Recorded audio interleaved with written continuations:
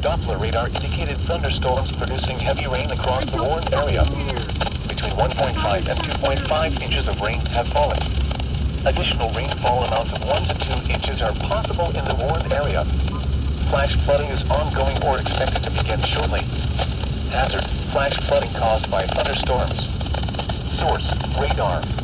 Impact: flooding of small creeks and streams, urban areas, highways, streets, and underpasses, as well as other drainage and low-lying areas.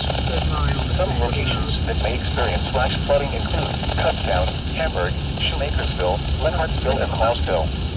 This includes the following highways: northeast extension at mile marker 62, Interstate 78 in Pennsylvania between mile markers 35 and 53. I'd like to order a large pizza, half plain, half pepperoni. Especially cautious at night when it is harder to recognize the dangers of flooding. Please report observed flooding to local emergency services or law enforcement. Oh shit, you're closed already. I thought you were open till 9. To the National Weather Service when you can do so safely. Okay, we're heading